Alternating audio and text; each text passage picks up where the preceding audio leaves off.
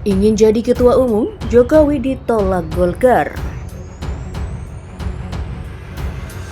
Siapapun yang mau jujur dan tahu masalah pasti akan berkata peranannya Jokowi cukup besar.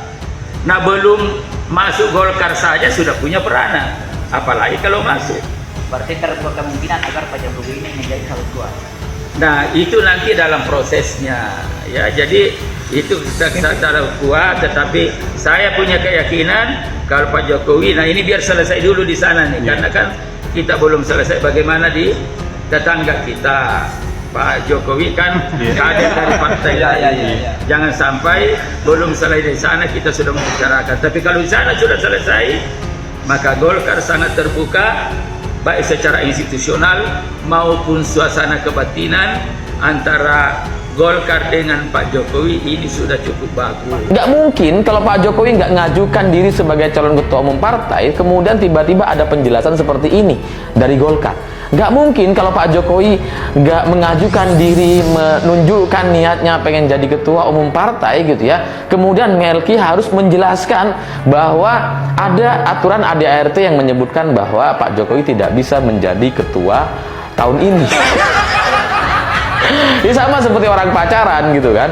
Kan nggak mungkin ada orang menyampaikan penolakan padahal belum ditembak gitu, padahal belum dideketin, tiba-tiba udah nolak lah. Kan nggak bisa, semua ada aturan dan tahapannya. Bang Jokowi menghitung sprindik di kantong dia ada berapa tuh, mungkin 3, 4, 5 tuh tokoh-tokoh Golkar. Tetapi senior Golkar juga tahu bahwa Jokowi sebetulnya punya masalah dengan soal kebijakan yang tidak bisa diaudit, soal apa namanya nih, import segala macam untuk membiayai proyek kampanye dia kemarin itu, terutama dari soal COVID sampai soal beras, kan masih ada dalam ingatan publik bahwa itu bisa dianggap sebagai penyalahgunaan kekuasaan tuh. Jadi hal-hal yang ada di benak publik satu waktu akan diucapkan oleh Golkar sendiri sebagai beban pada Jokowi kan. Jadi tukar tambahnya memang akan ada tuh bahwa sprindik Jokowi pada tokoh-tokoh Golkar akan dibalas oleh Golkar dengan menerangkan bahwa kebijakan Jokowi justru yang menyebabkan sprindik itu keluar. Kalau berita semacam ini sudah muncul di media, ribut-ribut penolakan terhadap Jokowi ini sudah ada di media, itu artinya di internal Partai Golkar itu nampaknya sudah tidak terkendali. Memang ada upaya atau kekuatan di Partai Golkar untuk mengusung Jokowi sebagai ketua umum partai gitu. Jadi karena sudah tidak terkendali, maka muncullah JK di media, muncullah Melki dengan penjelasan soal ADART-nya, dan ini terkonfirmasi ketika elit Partai Golkar yang lain itu semacam membenarkan gitu ya. Ya kalau Melki bilang ini ada aturan ADART, ini nggak bisa Pak Jokowi jadi ketua umum partai karena harus ada pengalaman. Tapi elit Partai Golkar yang lain gitu ya kemudian menjelaskan bahwa yang namanya ADART itu bisa diubah. Nah, ini kan semakin terkonfirmasi bahwa memang ternyata Pak Jokowi pengen jadi ketua umum Partai Golkar. Untuk jadi calon ketua umum. Ketua umum enggak, kalau ketua umum kan ada peraturannya, mesti 5 tahun pengurus. Berarti Pak Bahlil kira-kira masuk nggak Pak? Dia sudah pernah 5 tahun di pengurus ya. Oh sudah. Kalau Jadi udah untuk Pak kemungkinan. Jokowi atau Mas Gibran itu harus ini ya Pak, harus mengikuti proses kaderisasi yang Dia sudah 5 kan tahun. namanya organisasi. Apakah mungkin dia bisa merubah peraturan? Ya mungkin saja kalau mau. Kalau seluruh daerah mau ya mau. Kalau potensi munaslup gimana Pak? Enggak ada. Tadi Pak Luhut udah ngomong.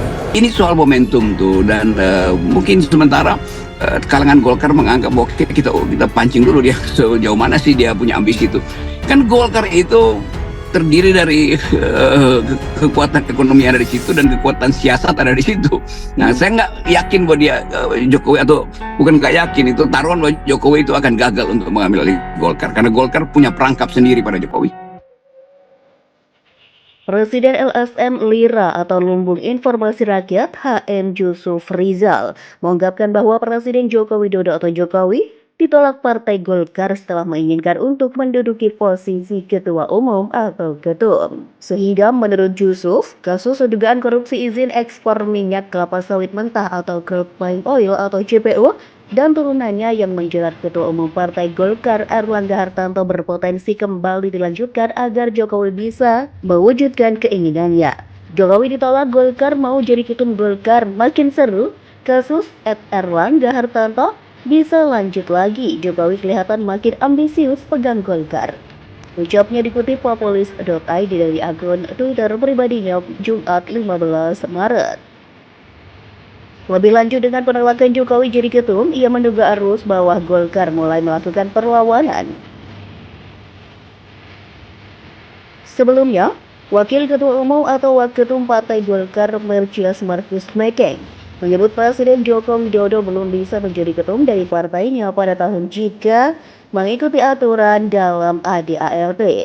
Dalam ADART, calon ketum Partai Golkar harus memiliki pengalaman minimal 5 tahun sebagai pengurus dan partai tersebut akan menggelar Munas atau Musyawarah Nasional untuk pergantian ketum pada Desember 2024 mendatang. Ia pun menjelaskan Jokowi harus memenuhi persyaratan administratif yang ada untuk bisa maju sebagai calon ketum Golkar. Tanpa melalui aturan ADART, mantan wali kota Solo itu tidak bisa maju.